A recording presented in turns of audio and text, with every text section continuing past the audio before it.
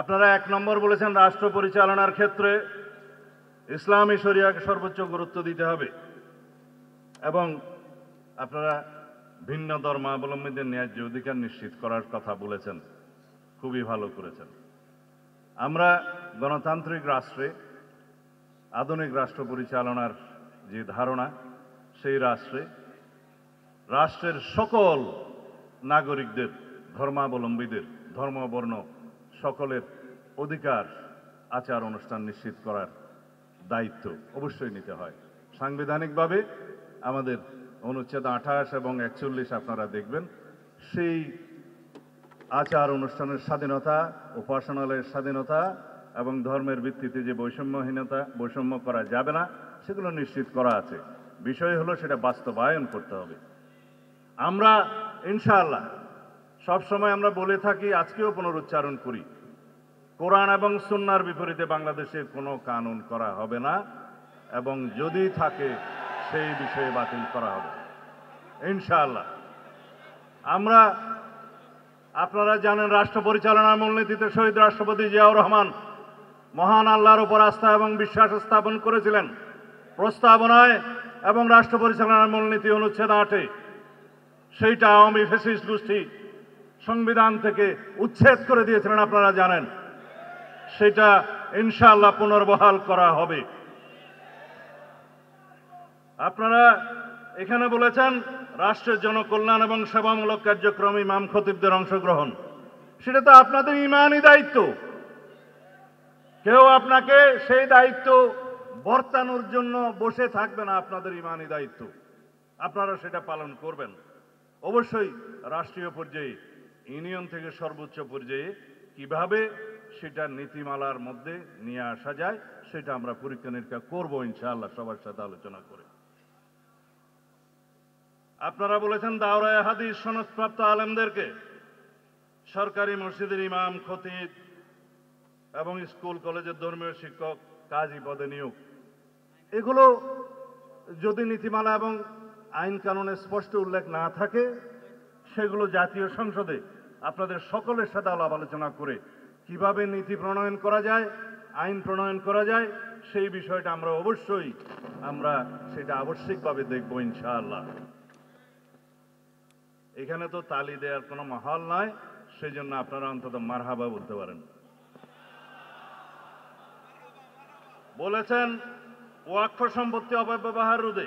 এগুলো বাংলাদেশে বিদ্যমান ওয়াকফ প্রশাসন এবং ওয়াকফের যে আইন কানুন আছে, সেখানে প্রয়োজনীয় সংশোধনী আনয়নের জন্য অবশ্যই পরীক্ষা নিরীক্ষা করতে হবে। এখন এখানে যদি আমরা কোনো কিছু বিষয় বলি অথচ আইনে ইতিমধ্যেই আছে, সেই বিষয়টা অশুদ্ধ হয়ে যাবে। এখানে যেহেতু ওয়াকফ এস্টেট এবং ওয়াকফ সম্পত্তি, এটা ধর্মীয় আইন, এটা কিভাবে সুচারুরূপে পরিচালনা করা যায়, বাস্তবায়ন করা যায়, সেখানে ধর্মীয় নেতাদের, ইমাম খতিবদের কিভাবে অংশগ্রহণ নিশ্চিত করা যায়, সেটা অবশ্যই দেখা হবে ইনশাআল্লাহ। উপযুক্ত প্রমাণ তদন্ত ছাড়া ইমাম, খতিব, মুয়াজ্জিম এবং কোনো আলেমকে গ্রেফতার করা যাবে না। কিন্তু অন্য কাউকে কি গ্রেফতার করা যাবে? উপযুক্ত তথ্য প্রমাণ ছাড়া, প্রাথমিক তদন্ত ছাড়া রাষ্ট্রের কোন নাগরিককে গ্রেফতার করা যায় না। ইমাম, খতিব তো বহুত দূর কি বাত। কিন্তু আপনারা দেখেছেন বিগত আওয়ামী ফ্যাসিস্ট, ইসলাম বিদ্বেষী এবং আলম বিদ্বেষী যে ফ্যাসিবাদী অবৈধ সরকার ছিল, তারা দাড়ি টুপির বিরুদ্ধে ছিল, তারা আলেম বিদ্বেষী ছিল, তারা যে কাউকে ধরে নিয়ে এসে জঙ্গি বানানোর নাটক করত। সেই বাংলাদেশ তো এখন নাই। বাংলাদেশের গণতান্ত্রিক নবযাত্রা শুরু হয়েছে। এখানে আমরা সবাই হামসফর, আমরা সবাই একসাথে থাকবো ইনশাআল্লাহ। এই দেশে আইন কানুনের ব্যত্যয় ঘটিয়ে কোনো বেআইনি কাজ কাউকে করতে দেয়া হবে না ইনশাআল্লাহ। তারপরে একটি দুইটি কথা, যেমন ধর্মীয় ও নৈতিক শিক্ষক নিয়োগের ক্ষেত্রে প্রাথমিক পর্যায়ে, সেটা আমরা ইতিমধ্যে আমার নেতার সাথে কথা বলে একটা অনুষ্ঠানে আপনাদের সামনে ঘোষণা দিয়েছিলাম। নৈতিকতা, ধর্মীয় এবং নৈতিক শিক্ষক নিয়োগের ব্যাপারে প্রাথমিক পর্যায়ে এটা অবশ্যই ইনশাআল্লাহ আমরা দেখব। আমরা সেই ঘোষণা আরেকটি মজলিসে আপনাদের সামনে দিয়েছিলাম। তারপরে যে বিষয়গুলো সামনে আছে, আমি বিতর্ক হোক সেরকম কোনো বিষয়ে যাব না।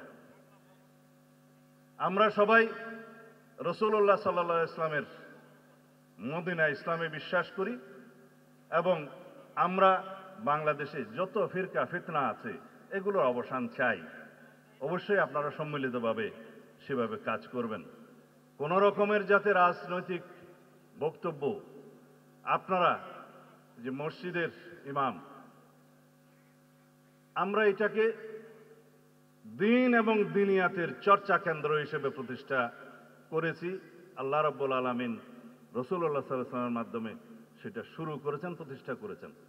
এখানে আমরা যেন দুনিয়ার কোনো কার্যক্রমকে প্রশ্রয় না দিই, আপনারা সবাই খেয়াল রাখবেন। আমরা যেন মসজিদকে, ইমামদেরকে, খতিবদেরকে বিতর্কের ঊর্ধ্বে রাখি এবং থাকি, সেটা আপনারা মনোযোগ দিবেন। রাজনৈতিক চর্চার জন্য বহু কেন্দ্র আছে, যাতে কোনো বিতর্ক না হয় সেভাবে আপনারা দয়া করে এই বিষয়টা খেয়াল রাখবেন। আমরা বাংলাদেশের রাষ্ট্রের কাছে অনেক কিছু চাই, আপনারা রাষ্ট্রের কাছে অনেক কিছু চান, কিন্তু রাষ্ট্র পরিচালনার মধ্যে সবচাইতে মূলনীতি হওয়া উচিত আমরা রাষ্ট্রকে কি দিতে পারি। দেশের নাগরিকগণ, বাংলাদেশের সকল জনগণ রাষ্ট্রকে যদি নৈতিক সমর্থন, আইনি সমর্থন এবং রাষ্ট্রকে সুচারুরূপে পরিচালনার জন্য আমরা যদি সহযোগিতা করি, সেটা হবে আমাদের সর্বোচ্চ দেয়া। শুধুমাত্র আমরা সবাই সকল শ্রেণী পেশার মানুষ দাবি আদায় করার জন্য রাস্তায় নেমে যাই, রাষ্ট্রের কাছে চাই, অথচ আমরা রাষ্ট্রকে কিছুই দিতে চাই না, সেটা হয় না। শহীদ রাষ্ট্রপতি জিয়াউর রহমানের শিক্ষা স্বনির্ভরতার মাধ্যমে তিনি খাল খনন কর্মসূচি এবং অন্যান্য কর্মসূচি গ্রহণ করেছিলেন, যাতে রাষ্ট্রের জনগণ স্বতঃস্ফূর্তভাবে বিনাশ্রমে রাষ্ট্রের জন্য কাজ করতে পারে, সেই অনুপ্রেরণায় অনুপ্রাণিত হয়। আমরা সবাই যদি রাষ্ট্রকে দেওয়ার জন্য প্রস্তুত থাকি, ইনশাআল্লাহ রাষ্ট্র আমাদেরকে ভরপুর দিবে। আওয়াজ নাই?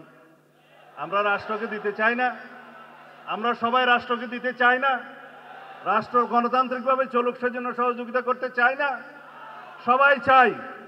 এখন যদি কেউ আপনারা বলেন যে এই রাষ্ট্রটা ফ্যাসিবাদ মুক্ত হয়েছে, স্বৈরাচার মুক্ত হয়েছে, যাতে সারা জীবনের জন্য এই ফ্যাসিবাদী আওয়ামী গোষ্ঠী বাংলাদেশে আর কোনোদিন পদার্পণ না করতে পারে এবং বাংলাদেশে যাতে ফ্যাসিবাদী রাজনীতির কোনোদিন উৎপত্তি এবং উৎপাদ না হয়, সেজন্য আমরা সবাই সহযোগিতায় থাকবো, এটা আপনারা দিতে চান না?